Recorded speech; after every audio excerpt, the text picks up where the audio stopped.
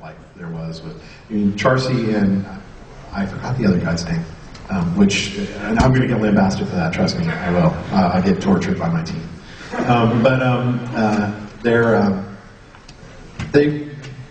They were some of the inspiration for the idea. Like, we looked at those and said, those guys are cool, but why did we do it just once? Like, it was cool to do that, but now everyone kind of, it had a lot of kind of broken mechanics to it. You'd save your imbue, you'd save your socket adding until you got just the perfect item. So, and that's not really fun. Like, you get a reward, you should be able to use the reward right away.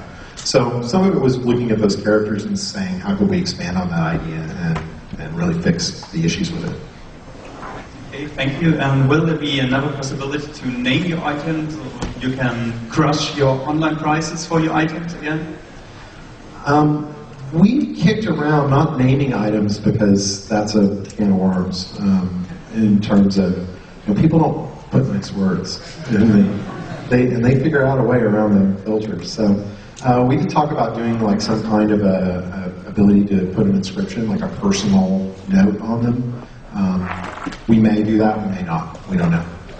Okay, thank you.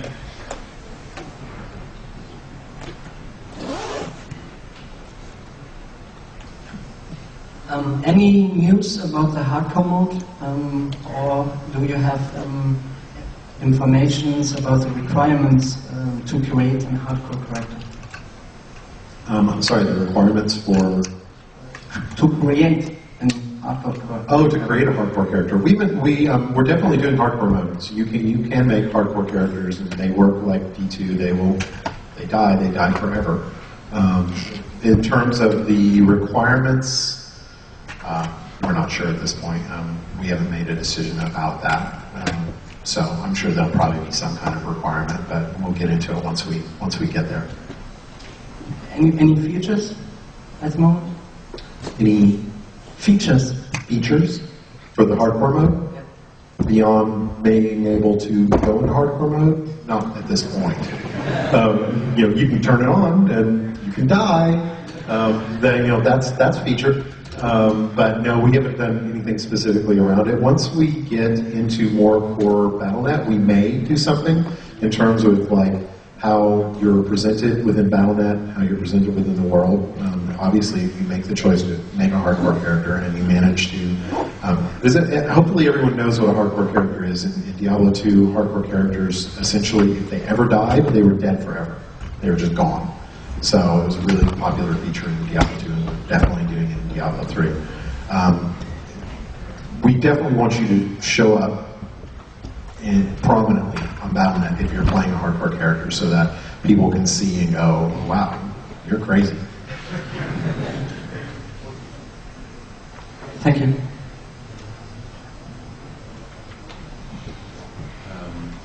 Do the artisans actually follow you on the battlefield, and do they even fight with you?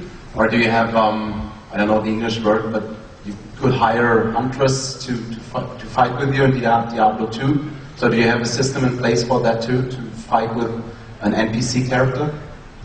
The artisans do not. They're lovers, not fighters. So they don't go out into the world.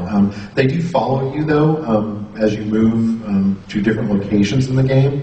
They essentially pack up their cart and go with you, and you do get a whole cast of other characters that will go with you as well. But we're not talking about them today. Okay, so you need to go to the city again to sell your items? Yeah, there's always a central location as you move from location to location throughout the game that you go back to and interact with your artisans and sell items and access your stash and do those kind of regular activities. Will there be a town portal system like in Diablo 2? No, there won't be a town portal system. We are doing waypoints like in Diablo 2. Waypoints are more frequent than town portals, but it's been our goal to get rid of town portals because they're pretty much they're a horrible combat exploit. You can cast a town portal. The way town portals work, for those who maybe didn't play Diablo 2, was you can cast them wherever you were and essentially create a little portal that lets you go back to town. And the problem with that was it became a crutch. Like, you cast them, and to get out a bad combat situation, or to, if you had a boss that was overly hard, you cast a town portal, die, go back, come, spawn in town, go through the portal, die again.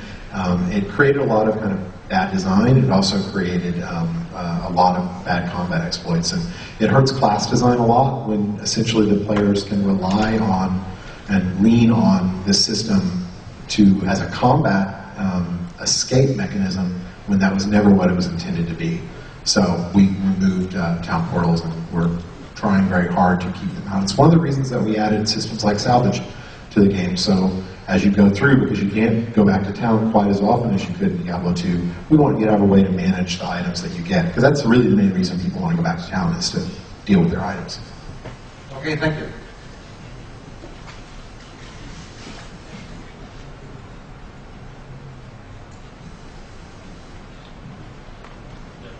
Thank you.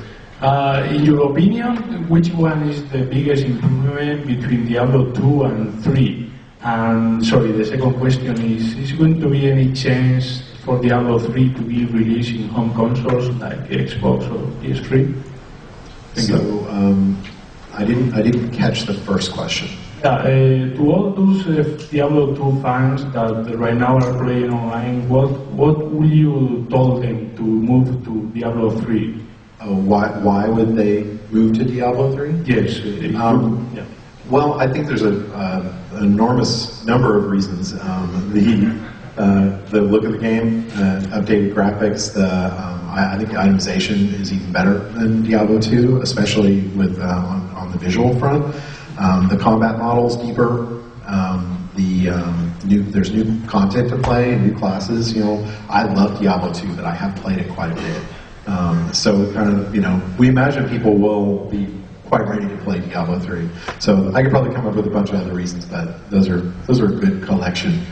In terms of consoles, we aren't exploring that right now. So do we imagine that Blizzard will make console games someday? Absolutely.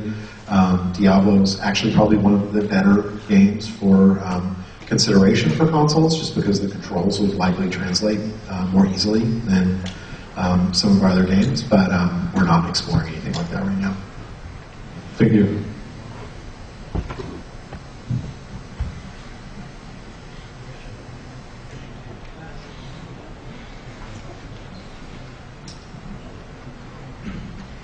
So people spend a lot of time in Diablo 2 by trying to get one item from one of their characters to another. How will you react on this? Like, will there be a feature to mule items from one of your characters to another? And what will it be?